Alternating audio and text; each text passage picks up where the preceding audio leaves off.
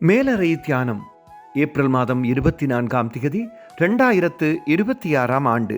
எழுதியிருப்பவர் lorry ஏ ஜெப்பர்ட், Iowa, USA. தலைப்பு தோற்றத்தை மாற்றும் ஒளி. வாசிக்க வேண்டிய வேத பகுதி மத்தேயு 27ஆம் அதிகாரம் 45ஆம் வசனம் தொடங்கி 56ஆம் வசனம் வரை. இன்றைய நாளுக்குரிய தியான வசனம் யோவான் 1ஆம் அதிகாரம் 5ஆம் வசனம். அந்த ஒளி இருளிலே பிரகாசிக்கிறது, இருளானது அதை பற்றி கொள்ளவில்லை.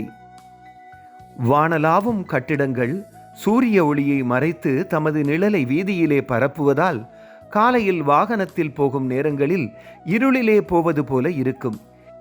இடைக்கிடை சிறிய இடைவெளி வரும் நேரத்தில் சில வினாடிகள் சூரிய ஒளி தெரியும். எனது மனம் கடந்த காலத்தை நோக்கி போனது. எமது குடும்பத்தை நீண்ட காலம் இருள் சூழ்ந்திருந்ததையும் இடைக்கிடை தெரிந்த நம்பிக்கை ஒளிக்கதிரை நான் பிடித்து தொங்கியதையும் நினைத்து பார்க்கிறேன். நான் மேற்கு பக்கமாக திரும்பியதும் உயர்ந்த கட்டிடங்களின் கண்ணாடிகளில் பட்டு பிரதிபலித்த சூரிய ஒளி எதிர்ப்பக்கத்தில் இருந்த வீடுகளின் கண்ணாடிகளில் பட்டு பிரதிபலித்தது. எல்லா பக்கங்களிலும் இருந்து சூரியன் பிரகாசிப்பது போல இருந்தது. அந்த ஒளி எனக்கும் ஒருவித சமாதான உணர்வை தந்தது. நகரின் கடைகள் நிரம்பிய பகுதியில் இருந்த பழைய கட்டிடங்கள் மங்கலாக இருந்தாலும் சூரிய ஒளி பட்டதும் பிரகாசித்தன. இயேசுவின் சிலுவை மரணத்தினால் ஏற்பட்ட இருளானது அவருடைய உயிர்த்த ஞாயிறன்று விலகி இரட்சகரின் மகிமைக்கு இடம் கொடுத்தது. அதைப் போலவே எமது வாழ்வை சூழ்ந்திருக்கும் இருளையும் அகற்றி ஒளி வீசும் வாழ்க்கையை தர வல்லமையுள்ள எமது கடவுளை போற்றி துதிப்போம். ஜெபம்.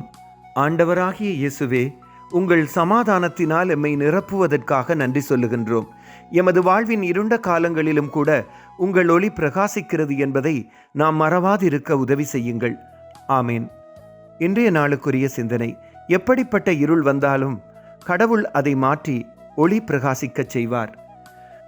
கர்த்தருடைய அன்பும் இரக்கமும் அவரது பிரசன்னமும் வழிநடத்தலும் இந்த நாளில் உங்கள் அனைவரோடும் கூட இருப்பதாக.